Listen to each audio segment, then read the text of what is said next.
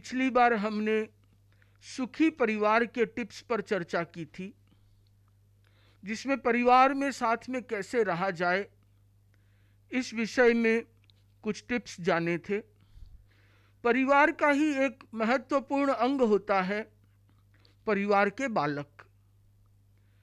बिना बच्चों के घर सूना सूना सा होता है, और बच्चे होते हैं तो घर में किलकारियां गूंजती है और सबका मन लगा रहता है। वही बच्चे जब उधम मचाते हैं, धमाचौकड़ी करते हैं, तो माँ बाप परेशान हो जाते हैं। अभी लॉकडाउन के पीरियड में बच्चे घर पे ही हैं, स्कूल भी नहीं जाते, बाहर खेलने भी नहीं जाते, तो माँ बाप का स्वाभाविक है ज़्यादा बच्चों के साथ में संपर्क हो रहा है। कुछ बहुत खुश हैं तो कुछ बहुत परेशान हैं कि क्या किया जाए। पेरेंटिंग अपने आप में एक बहुत महत्वपूर्ण कला है, एक ज्ञान है जिसका होना हर अभिभावक के लिए आवश्यक है। पेरेंटिंग एक रेस्पॉन्सिबिलिटी है, दायित्व है, क्योंकि पेरेंट्स ही अपने बच्चे को तैयार करते हैं। वो बच्चा चाहे चोर बने चाहे साधु, उसके पीछे कहीं ना कहीं उसके पेरेंट्स की भूमिका रहती है। पेरेंटिंग अपने आप में बहुत ही महत्वपूर्ण विषय है, और पिछले अनेक डायलॉग विथ मॉन्क के सेशन में यह प्रश्न बार बार आ रहा था बहनों की तरफ से कि बच्चों के लिए क्या करें। तो मेरे ख्याल से उन विषयों पर आज हम चर्चा करेंगे, और बाद में जिज्ञासा समाधान का क्रम भी रह सकेगा। सबसे पहले तो ये जान लें कि बच्चों को ट्रेनिंग देने का सही समय कब शुरू होता है। एक बहन एक विचारक के पास गई और जाकर के उस विचारक से पूछी कि मेरा बेटा 5 साल का हो गया है, उसे सिखाना कब से शुरू करना चाहिए। उस विचारक ने कहा कि बहन, तुम 5 साल ऑलरेडी लेट हो चुकी हो। बेटा तो जब माँ के पेट में होता है तभी से उसे संस्कार देने शुरू कर देने चाहिए, ताकि वह आगे जाकर के अच्छा बन सके। 5 साल तो बहुत विलंब हो गया। आप लोगों ने महाभारत की कथा सुनी होगी, जब अभिमन्यु ने अपनी माँ सुभद्रा के पेट में चक्रव्यूह को कैसे भेदा जाए ये ज्ञान सीख लिया था। सती मदालसा की कहानी, वह अपने बच्चों को गर्भ में हमेशा अच्छे संस्कार देती थी, रोज सुनाती थी, शुद्धोसी बुद्धोसी निरंजनोसी, कि तुम शुद्ध हो, तुम बुद्ध हो, तुम निरंजन हो, तुम शुद्ध आत्मा हो, शुद्ध चैतन्य हो। और उनके बच्चे वैसे ही सन्यासी मुनि ऋषि की तरह पवित्र बन गए। तो ये एक माँ होती है जो अपने बच्चों के भीतर में संस्कार डालती है। बच्चे छोटे होते हैं और उनके शरीर में मेरे ख्याल से 200 बिलियन न्यूरॉन्स होते हैं मस्तिष्क में, और उन मस्तिष्क के न्यूरॉन्स में कनेक्शन बनता है। वो जैसे ही कुछ नया सीखता है एक कनेक्शन तैयार होता है, दोबारा करता है फिर एक न्यूरॉन तैयार होता है। बच्चों के न्यूरॉन्स की सबसे विशेष बात ये होती है कि उनमें मिरर न्यूरॉन्स ज़्यादा पाए जाते हैं। मिरर न्यूरॉन्स का काम होता है कि सामने वाले को देख करके सीखना। तो मिरर न्यूरॉन्स, आप जैसा कर रहे हो बच्चा आपको देख करके वैसे ही सीख जाता है। बच्चा खाना सीख जाता है, बच्चा चलना सीख जाता है, बैठना सीख जाता है। जैसे वो बड़ों को देखता है वैसे वैसे उसकी कॉपी करता है। ये बच्चों की सबसे महत्वपूर्ण विशेषता और सीखने का तरीका होता है। इसलिए यदि आपको अपने बच्चों को संस्कारी बनाना हो, यदि आपको अपने बच्चों को अच्छा बनाना हो, यदि आपको अपने बच्चों को होशियार बनाना हो, तो सबसे पहला है कि आप खुद को ठीक करिए। यदि आप खुद ठीक नहीं होंगे तो आप अपने बच्चों से वैसी आशा नहीं कर सकते। निज पर शासन फिर अनुशासन। माँ बाप दोनों झगड़ा करते हैं, गुस्सा करते हैं, और फिर महाराज के पास आएंगे और कहेंगे कि महाराज मेरा बेटा बहुत गुस्सा करता है। तो करेगा ही, आम के पेड़ के तो आम ही लगेगा ना, एप्पल गेट्स एप्पल, नीम के निम्बोली लगेगी। तो यदि माँ बाप गुस्सा कर रहे हैं तो बेटा क्या सीखेगा। बाप यदि गाली दे रहे हैं तो बच्चा भी गाली देना सीख जाएगा, और यदि माँ बाप अच्छा बोलने वाले हैं तो बेटा भी ऊंची भाषा में बोलने लग जाएगा। ये सारा कुछ मिरर न्यूरॉन्स के कारण होता है। इसलिए किसी भी बच्चे को अच्छा बनाने के लिए, होशियार बनाने के लिए, पेरेंटिंग के लिए सबसे पहला टिप है, बच्चे को सुधारने की बजाय माँ बाप, परिवार वाले खुद को सुधारने की कोशिश करें। खाली माँ बाप ही नहीं, वो आसपास के वातावरण से भी सीखता है। वो चाचा चाची को भी देखता है, वो अपने भाई बहन को भी देखता है, दादा दादी को भी देखता है, अड़ोसी पड़ोसी को भी देखता है, स्कूल में भी देखता है। जहां देखता है वहां से सीखता है। वो सीख करके कुछ भी आए, उसे वापस ठीक करने का काम माँ का है। यदि माँ थोड़ी सी गफलत कर दे तो बच्चा बिगड़ जाएगा।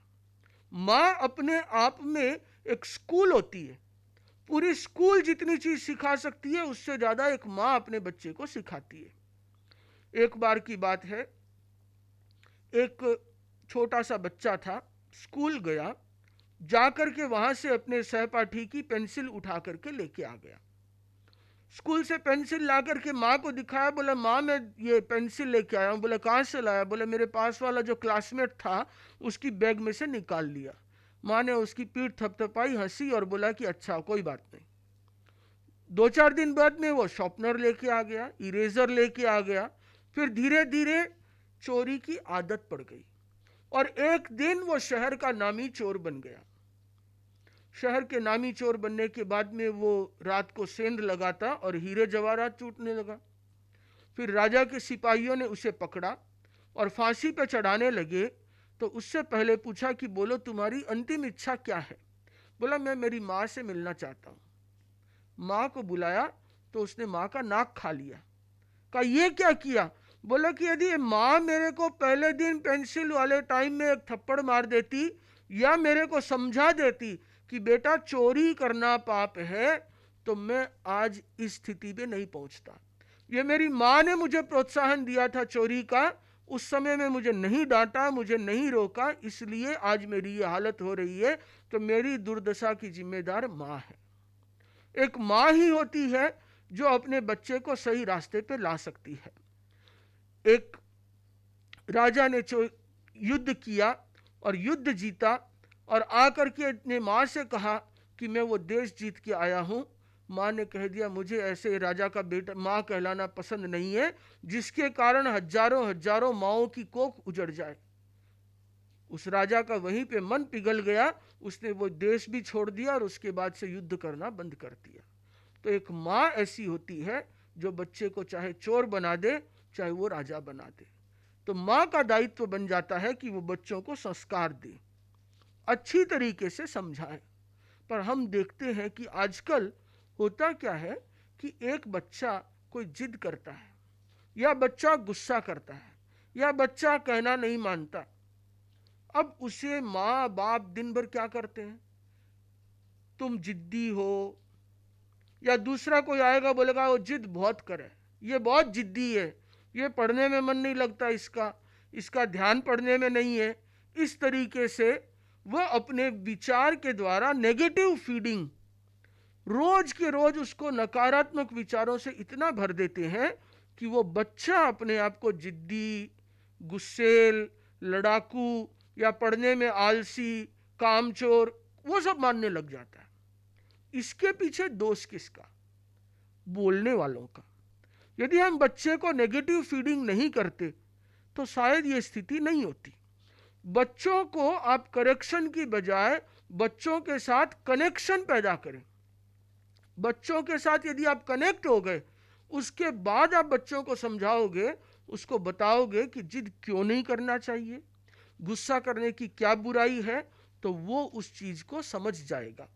और यदि आपने उसको कनेक्शन नहीं जोड़ा, बच्चे के साथ आत्मीयता नहीं जुड़ी, उसके साथ संवाद स्थापित नहीं हुआ, और सीधा उसको आप कुछ उपदेश दोगे या आदेश दोगे, तो उसका बहुत ज़्यादा असर नहीं होता।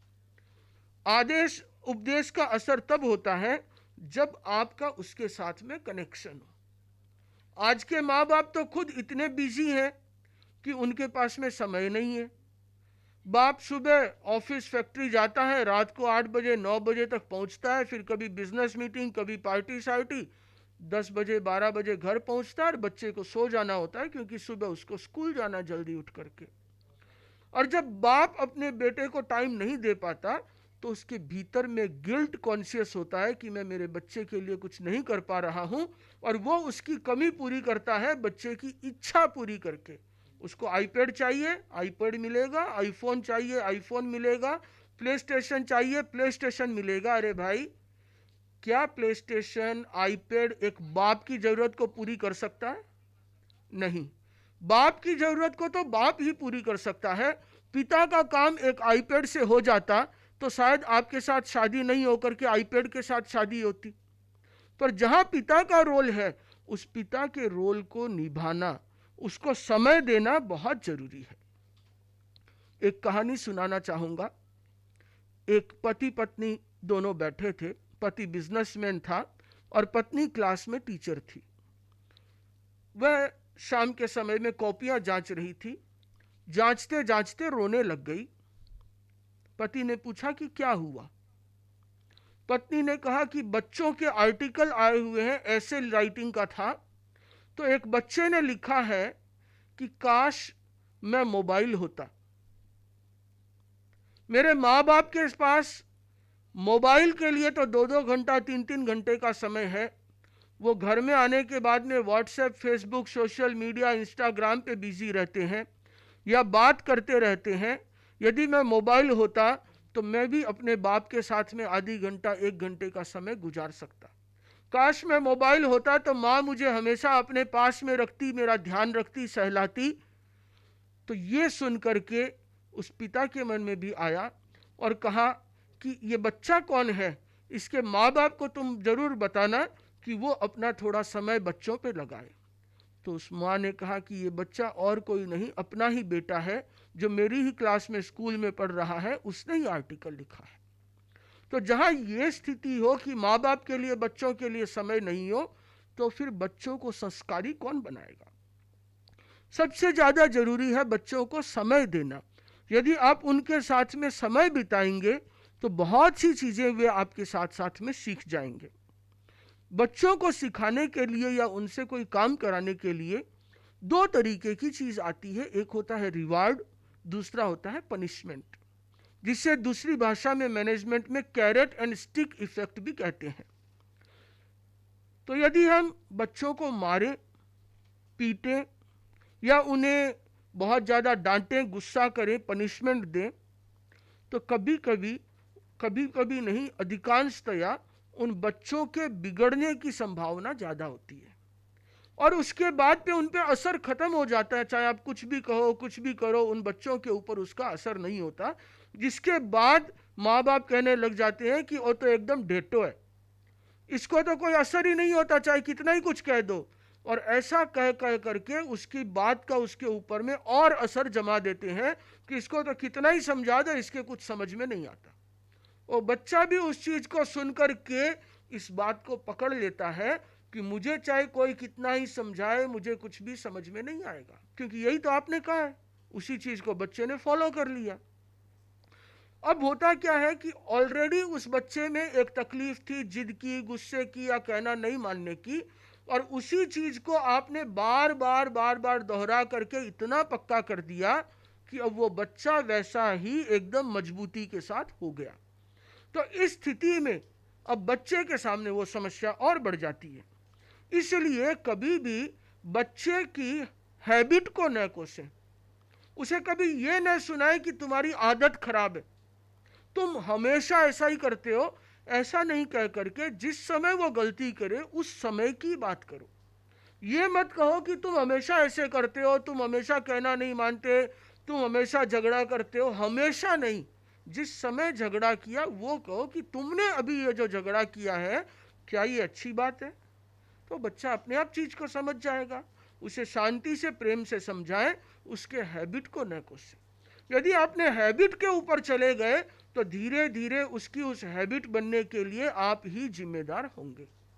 तो अभिभावक का कर्तव्य है कि पेरेंटिंग करते समय बच्चों की हैबिट पर ना जा करके उनकी जिस समय जो गलती है उसको पॉइंट आउट करें, ताकि वो ठीक हो जाए।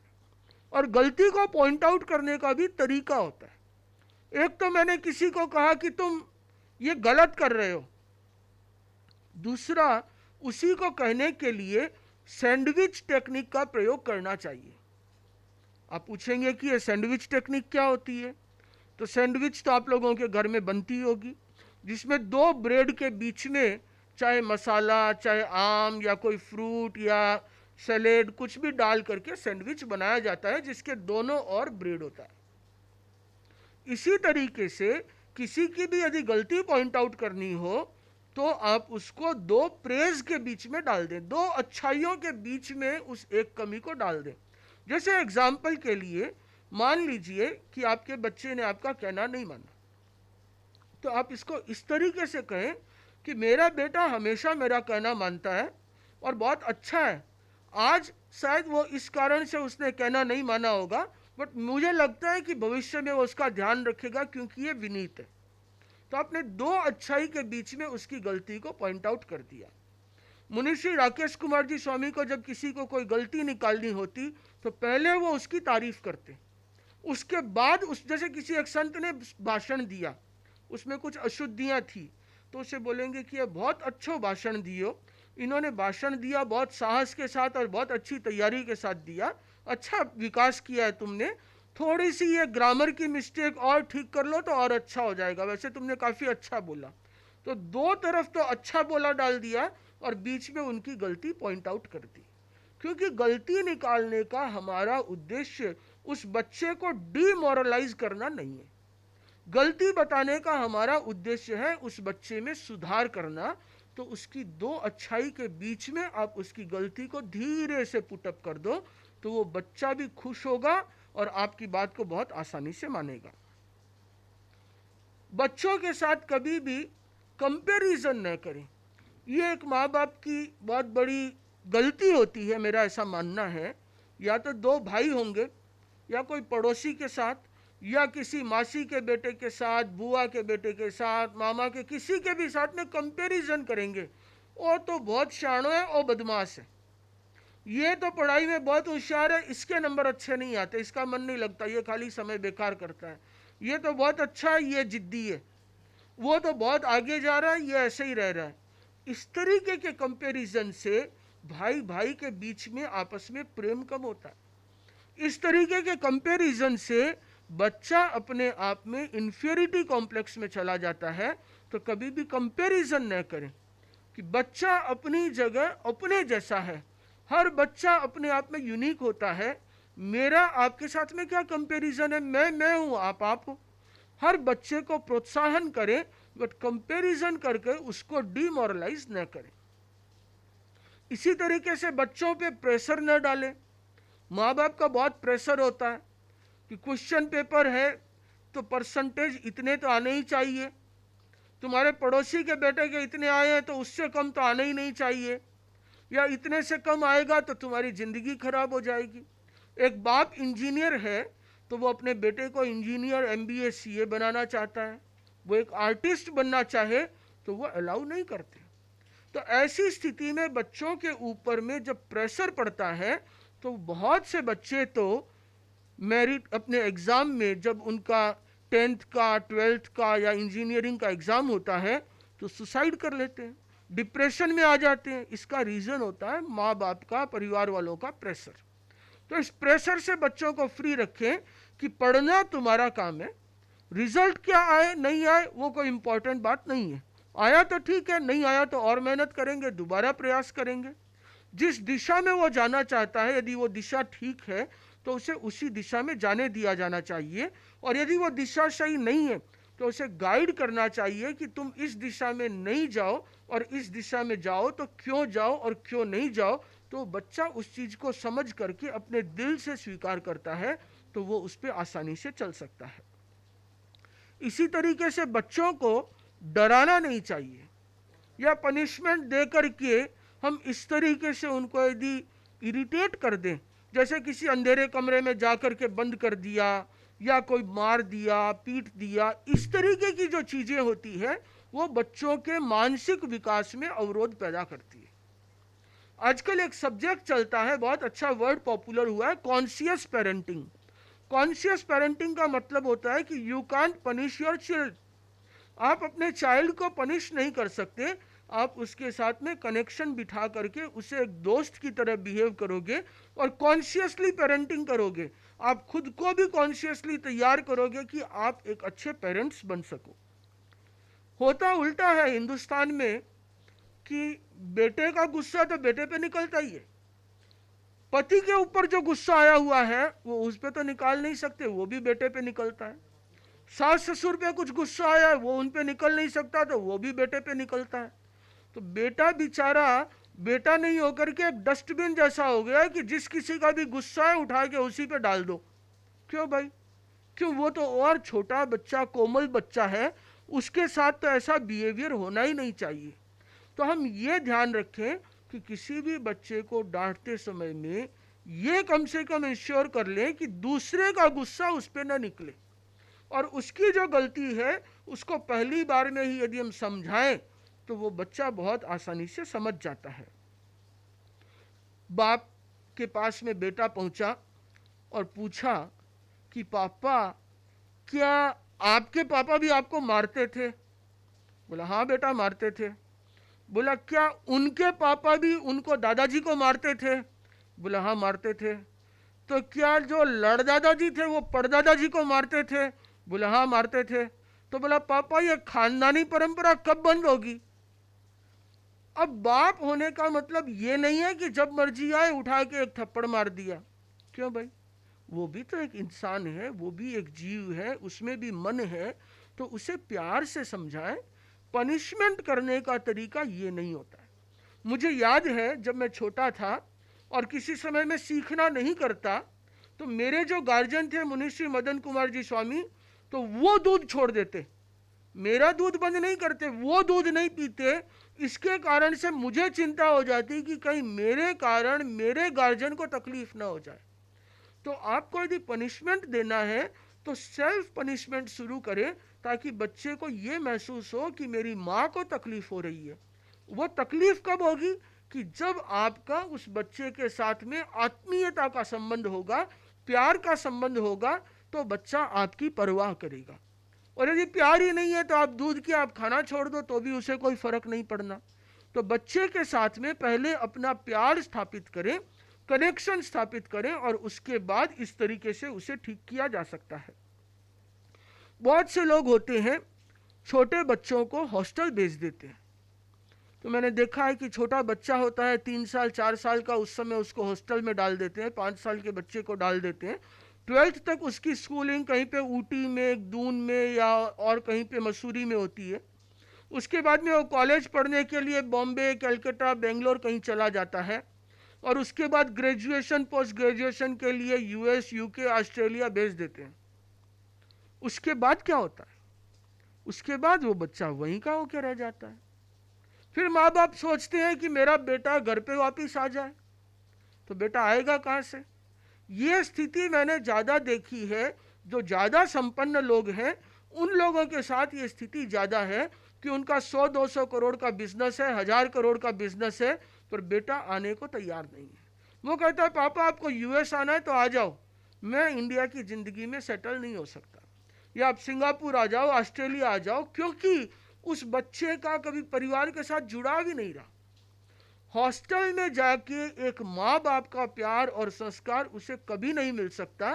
हॉस्टल में ठीक है ग्रेजुएशन, पोस्ट ग्रेजुएशन के लिए जाए, वापस आ जाए, कोई बात नहीं, पर जब 4 साल 5 साल के बच्चे को हॉस्टल में भेज दो, उसकी सारी जिंदगी हॉस्टल में बिजड़ गई, तो जब माँ बाप की उसे ज़रूरत थी, उस समय तो माँ बाप दोनों ही नहीं थे, तो जब बुढ़ापे में आपको उसकी ज़रूरत होगी तो वो भी आपको हॉस्टल की बजाय किसी वृद्धाश्रम में भेज दे तो बुरा मत मानना, क्योंकि आपने अपने बच्चे को हॉस्टल में भेजा, उसने आपको बूढ़ों के हॉस्टल में भेज दिया।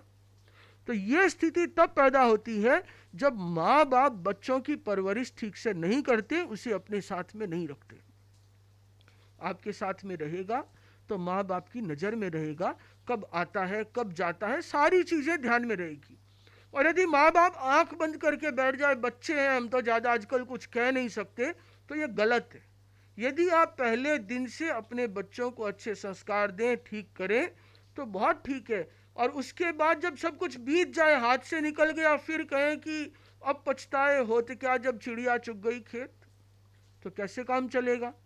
एक दिन हम लोग किसी एक घर में रुके हुए थे, सुबह सुबह 5-6 बजे सूर्योदय हुआ, विहार करके जा रहे थे, तो उनके परिवार में जो माँ पिताजी थे वो उठे और हमें गेट तक छोड़ने गए। बीच में बच्चों का कमरा आया, तो सारे बच्चे सोए हुए थे और टीवी चल रही थी। तो हमने कहा बच्चे तो सारे सोए हुए हैं, टीवी चल रही है। तो बोले वो रात को देखते देखते ही सो गए, दिखते हैं 11-12-1 बजे सोते हैं, तो देखते देखते उनको नींद आ गई। तो जब माँ बाप की इतनी जागरूकता नहीं हो, हर बच्चे के कमरे में एक टेलीविज़न दे दिया कि दिन भर कार्टून देखो, टीवी देखो, मूवी देखो, कोई रिस्ट्रिक्शन नहीं।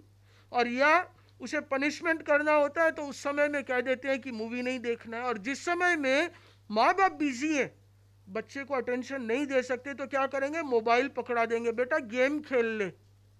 बेटा गेम खेलता है, उसको गेम अच्छा लगा, अब बेटा हर समय मोबाइल मांगता है, मम्मी गेम खेलना है। तो बोलते क्या दिन भर गेम खेलता रहता है। तो जब मम्मी को कोई काम है तो बेटे को मोबाइल पकड़ा देंगे, बेटा गेम खेल ले, और जब बेटे को गेम खेलना होगा तो मोबाइल नहीं देंगे। फिर कहेंगे कि ये तो दिन भर मोबाइल पे गेम खेलता रहता है। तो सिखाया किसने, आपके अपने स्वार्थ ने। तो सिस्टम डालना है तो बच्चों को पहले एक कारण समझाएं, उनको ठीक से पेरेंटिंग करें। यदि पहले से उन्हें प्यार से समझा दिया जाए, एक सिस्टम डाल दिया जाए, और उसके बाद एक सिस्टम डालने के बाद आप अपने डिसीजन पे फर्म रहें बचपन से, तो क्या होगा, बच्चा समझ जाएगा मम्मी ने एक बार मना किया है मतलब ना है। मैंने एक बार मना कर दिया तो मेरे साथ वाले संत जानते हैं कि महाराज ने एक बार ना बोल दिया मतलब ना, दोबारा पूछने का कोई फायदा नहीं है। ज्यादा से ज्यादा दोबारा पूछ सकते हो, जिद मत करना। तो उस स्थिति में क्या होता है कि बच्चा समझ जाता है, और जब वो दोबारा जिद करे, तिबारा जिद करे, आप उसकी बात मान लेते हो, 2 बार मान लेते हो, 4 बार मान लेते हो, तो बच्चे को टेक्निक समझ में आ जाती है कि माँ को मनाना है तो थोड़ी तोड़ा फोड़ी करो, माँ मान जाएगी। माँ को मनाना है तो 4 बार जिद करो, माँ मान जाएगी। माँ को मनाना है तो थोड़ा रो दो, माँ मान जाएगी, या रो तो दादा आकर के माँ को बोल करके मेरा काम करवा देंगे। तो बच्चे भी बहुत होशियार होते हैं, ऐसे भोले भाले नहीं होते हैं, छोटे दिखते हैं, पर आजकल का बच्चा तो वैसे भी स्मार्ट बच्चा है ना, तो वो स्मार्टफोन स्मार्ट टीवी के ज़माने में पैदा हुआ है, तो इतना स्मार्ट है कि एक बच्चा बुक पढ़ रहा था पेरेंटिंग के टिप्स, कि अच्छी पेरेंटिंग कैसे की जाए। तो उसकी मम्मी ने पूछ लिया, बेटा तू ये क्यों पढ़ रहा है, तुमको कौन सी पेरेंटिंग करनी है। बोला नहीं मम्मा, मैं देख रहा हूँ कि मेरी पेरेंटिंग ठीक से हो रही है या नहीं हो रही है, तो वो मैं चेक करने के लिए इस बुक को पढ़ रहा हूँ। तो इस तरीके से पेरेंटिंग के लिए बच्चे बहुत होशियार हैं, उनकी पेरेंटिंग करना और भी मुश्किल काम है। हम यदि बचपन से उन्हें अच्छे संस्कार दें तो बच्चा अच्छा बन जाएगा। कुछ तरीके हैं जो बच्चों के साथ में अपनाना चाहिए। कुछ चीज़ें तो मैंने आपको बताई है कि जो नहीं करनी चाहिए या करनी चाहिए। कुछ छोटे छोटे प्रयोग आपको और बताता हूँ, कि जैसे बच्चों के साथ में महाप्राण ध्वनि का आप प्रयोग शुरू करवाएं। महाप्राण ध्वनि अर्थात भौरे की तरह गुंजन करना, लंबा सांस भरना है और छोड़ते हुए महाप्राण ध्वनि करना है। तो महाप्राण ध्वनि के साथ में यदि 5 मिनट तक महाप्राण ध्वनि का प्रयोग करवाया जाए तो वो बच्चा बहुत ज़्यादा डेवलप होगा, उसकी मेमोरी डेवलप होगी, उसका ब्रेन डेवलप होगा, उसका डिसिप्लिन ठीक होगा, उसका गुस्सा कम होगा, बहुत सारे फायदे बच्चों को मिलेंगे। महाप्राण ध्वनि का मैं प्रयोग करा के आपको एक बार दिखाता हूँ ताकि आप लोगों को समझ में आ जाए। सीधा बैठेंगे और बैठ करके लंबा सांस लेना है और छोड़ते हुए भंवरे की तरह गुंजन करना है।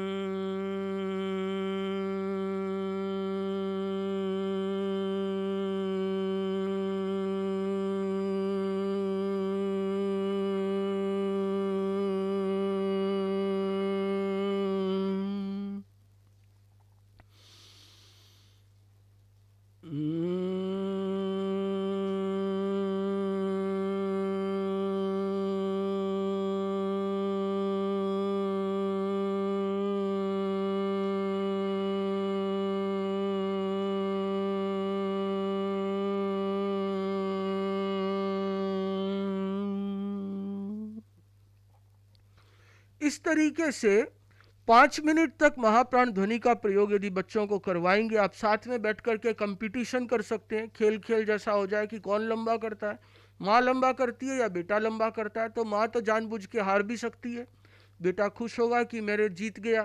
तो कौन कितनी बार जीता, 11 बार का एक राउंड कर ले, 13 बार का राउंड कर ले।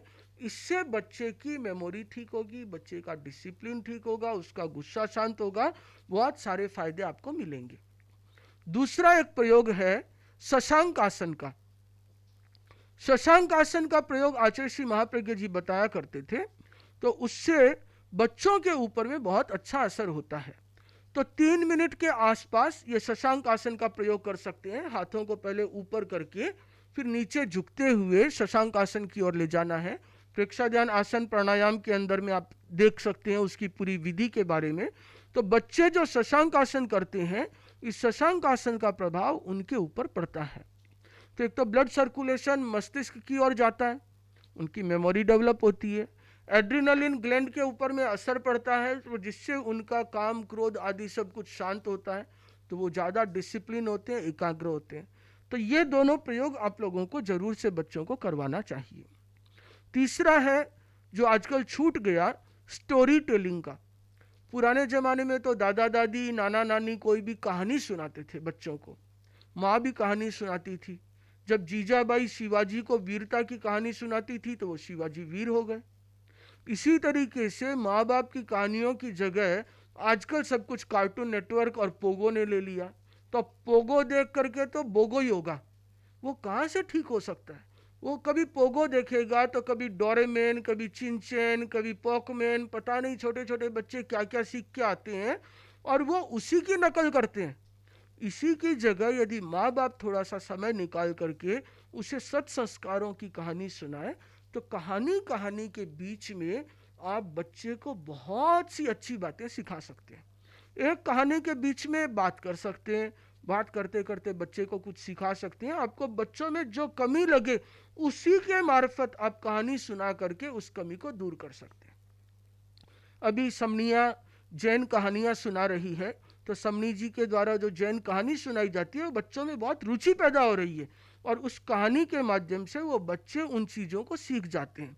तो आपको यदि कहानी सुनानी है तो पहले थोड़ी सी आप खुद कहानी सुने, खुद तैयारी करें और फिर बच्चों को सुनाएं। ये नहीं कि यूट्यूब चला करके बच्चों को खाली कहानियाँ सुना दी, अच्छा है, पर आप खुद सुन करके सीख करके सुनाएंगे तो आप अपनी भाषा में उन बातों को इनकॉर्पोरेट कर पाएंगे जो बातें आपको अपने बच्चों में डालनी है। तो स्टोरी टेलिंग होनी चाहिए। इसी तरीके से बच्चों को ज्ञानशाला में भेजना चाहिए। जो बच्चा ज्ञानशाला जाता है उसके भीतर में अच्छे संस्कार आते हैं, क्योंकि वहाँ जाकर के वो कोई गालियाँ नहीं सीखता है, वहाँ जाकर के तो उसे सिखाया ही अच्छी बातें जाती है, तो वो अच्छी बातें उसके जीवन में आती है। या बच्चों को साधु संतों के पास ले जाएं। हम जब छोटे थे तो हमें संसार पक्षी माँ हर रविवार को बिठा करके सामायिक कराती थी, सभी भाई बहनों को कंपल्सन, और उस सामायिक के अंदर में वो ज्ञान की बातें बताती, कहानियाँ सुनाती और कहानियों के माध्यम से प्रेरणा देती और बाद में महाराज के ठिकाने ले जाती। तो उसके जाने से, सामायिक से, प्रेरणा से वो भीतर में धीरे धीरे संस्कार उतर गए कि बच्चा अपने आप में अच्छा हो गया। तो बच्चों को यदि संस्कारी करना है तो उन्हें ज्ञानशाला भी भेजना चाहिए, साधु संतों के पास भी ले जाना चाहिए। तो यदि आप अच्छी बातों के लिए उसकी प्रेज करेंगे, तारीफ करेंगे, कोई भी अच्छा काम करे बच्चा तो उसकी तारीफ जरूर करें कि तुमने ये अच्छा काम किया, तो वो हमेशा उस काम को और करने के लिए मोटिवेट होगा और वो उस अच्छे काम को 2 बार करेगा, 3 बार करेगा। गलतियां तो दिन में 50 बार निकालते हैं और अच्छाई कोई नहीं बताता, ऐसा नहीं होना चाहिए। उसकी अच्छाई का भी उल्लेख करें। इन सब चीज़ों का ध्यान रखेंगे तो आपका बच्चा अच्छा बनेगा। इन सब चीज़ों का ध्यान रखेंगे तो आपका बच्चा संस्कारी बनेगा। केवल धनवान बनने से कोई बड़ी बात नहीं होती, धनवान से ज़्यादा इम्पोर्टेंट है अच्छा इंसान बनना। यदि वो अच्छा इंसान बनेगा, संस्कारी बनेगा, तो आपके बुढ़ापे में भी काम आएगा। अभी जो लोग बिजनेस में 8-8, 10-10 घंटे का समय देते हैं, किस लिए देते हैं कि हम इन्वेस्टमेंट कर रहे हैं कि हमारे बुढ़ापे में ये पैसा काम आएगा। बंधुओं याद रखो, यदि आपने अपने टाइम का इन्वेस्टमेंट अपने बच्चों के ऊपर नहीं किया तो आपका बुढ़ापा बिगड़ जाएगा। यदि आपने अपने टाइम का इन्वेस्टमेंट अपने बच्चों को संस्कार देने में नहीं किया तो फिर सब समय हाथ से निकल जाएगा, उसके बाद आकर के पछताएंगे कि हमारे साथ रहने वाला कोई नहीं है, हम अकेले। तो ये सारी स्थितियां कब आती है कि जब हम अपने बच्चों को अच्छे संस्कार नहीं दे पाते। उसके बाद जब वो बड़ा हो जाएगा, जब उसके संस्कार सारे बाहर से इंपोर्ट होके आ जाएंगे, उसके बाद आप चाहेंगे कि इसमें अच्छे संस्कार आ जाए, तो बहुत मुश्किल है। समय रहते यदि हम उसे अच्छे संस्कार दें तो वो बहुत ही अच्छा बन सकता है। ये पूरा का पूरा पेरेंटिंग के ऊपर डिपेंड करता है। यदि आपकी पेरेंटिंग अच्छी है तो बच्चा जरूर अच्छा होगा, और यदि वो अच्छा होगा, संस्कारी होगा, तो समाज के लिए अच्छा, परिवार के लिए अच्छा और राष्ट्र के लिए भी अच्छा होगा। और आपको भी लगेगा कि एक पौधे को जिसको आपने लगाया वो बड़ा होकर के अब आपको छाया और फल दे रहा है। ओम अरहम।